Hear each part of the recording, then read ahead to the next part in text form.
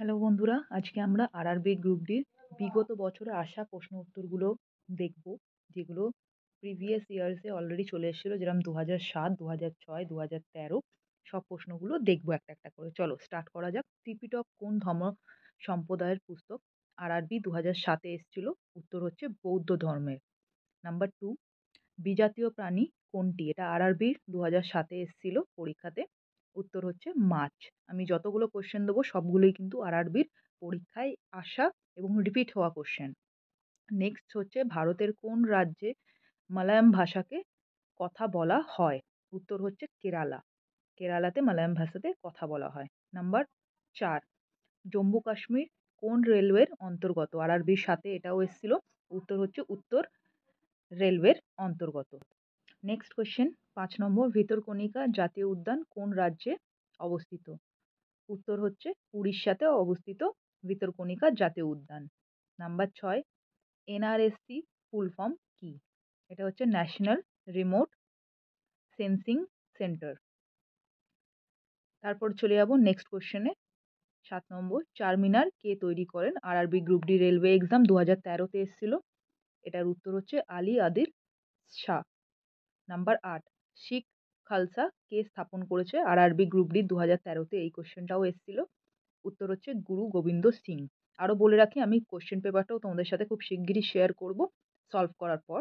Number 9, জাপানের রাজধানীর নাম কি? 2007 আরআরবি গ্রুপ ডি রেলওয়ে এক্সামে এসছে, উত্তর হচ্ছে টোকিও।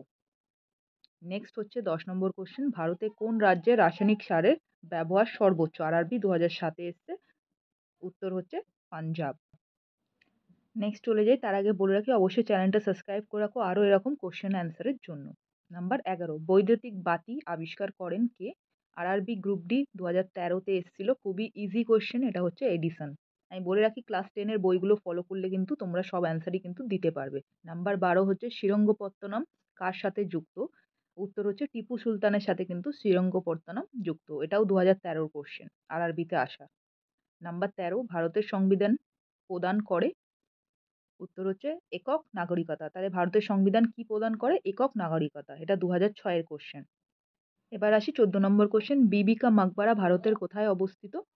উত্তর হচ্ছে ঔরঙ্গাবাদে অবস্থিত, এটাও 2006-তে কিন্তু এসেছিল এবং রিপিটও হয়েছিল এই কোশ্চেনটা।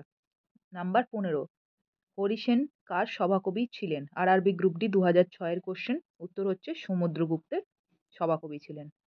16 নম্বর কোশ্চেন, কেপলার সূত্র কোন বিষয়ের সাথে যুক্ত? উত্তর হচ্ছে গ্রহের গতির সাথে, 2006 আরআরবি রেলওয়ে গ্রুপ ডি তে এসেছিল। নাম্বার 17, ব্রডগেজ প্রথায় দুটি রেল লাইনের মধ্যে কতটা ফাঁক থাকে? উত্তর হচ্ছে 1.455 মিটার। নাম্বার 18, রাজ্যসভার মেয়াদ কতদিন? এটাও কিন্তু আরআরবি গ্রুপ ডি 2006-তে এসছে, উত্তর হচ্ছে 6 বছর বা 6 বৎসর, এরকম বৎসরও আসতে পারে বা বছরও লেখা আসতে পারে। নাম্বার 19, কোন ক্ষেত্রে বিয়াদ এবং বুল শব্দটি ব্যবহৃত হয়?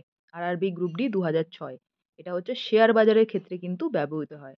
নাম্বার 20, ভারতের কোথায় সব থেকে বেশি রাবার উৎপন্ন হয়? আরআরবির রেলওয়ে এক্সামে এসেছিল, উত্তর হচ্ছে কেরালা।